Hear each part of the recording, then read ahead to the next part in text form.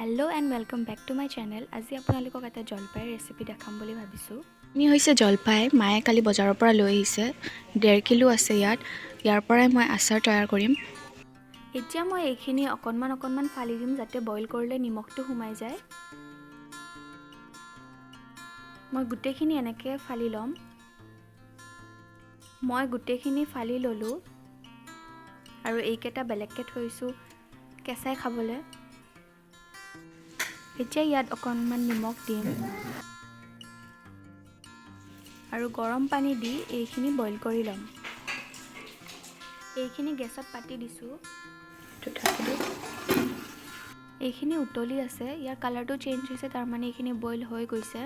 আপোনালোকে বেছি time boil নকৰিব, মোৰখিনি অকণমান বেছি হৈ গ'ল। এইখিনি নমাই ল'লোঁ। এতিয়া বেলেগ এটা বাচনত এইখিনি ওলাই ল'ম।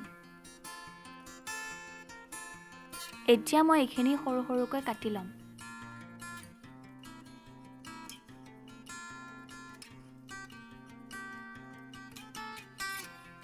গোটেইখিনি কাটি ল'লোঁ। এতিয়া ইয়াত জোখমতে হালধি দিম আৰু জোখমতে নিমখ। এতিয়া গোটেইখিনি মিক্স কৰি দিম।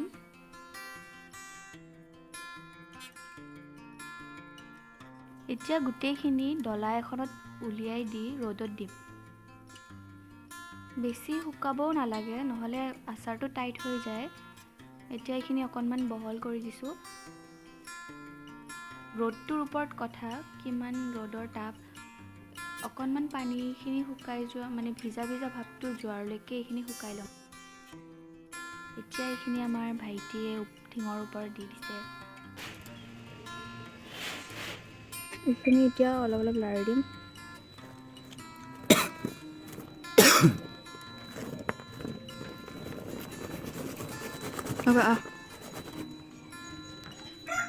এইখিনি শুকাই গৈছে, মোৰ 2 দিন লাগিলে। এইবিলাক টাইট হৈ গৈছে। লগতে মই জলকীয়াও কেইটামান শুকাই লৈছিলোঁ, সেইকেইটাও একেলগে দি দিম।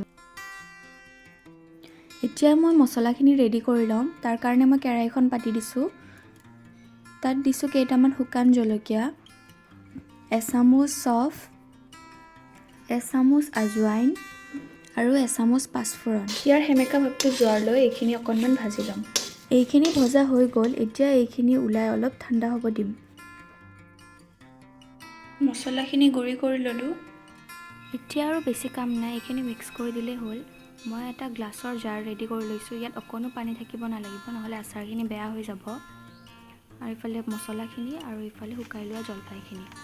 এতিয়া প্ৰথমতে শুকাই লোৱা জলপাই অকণমান দিম।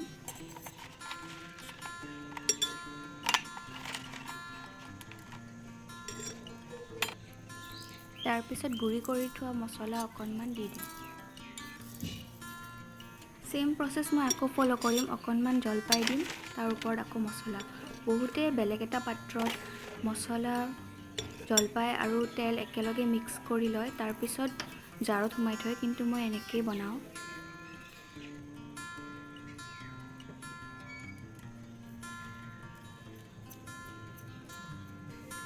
এইখিনি ৰেডি কৰি ল'লোঁ। এতিয়া ইয়াত জাষ্ট গৰম কৰি তেল ঢালি দিলেই হ'ল। মোৰ জাৰটো অকণমান সৰু হ'ল, গোটেইখিনি নুজুৰিলে। এইফালে মই তেল গৰম কৰি অকণমান ঠাণ্ডা কৰি ল'লোঁ। ইয়াৰ পৰা এতিয়া ইয়াত ঢালি দিম।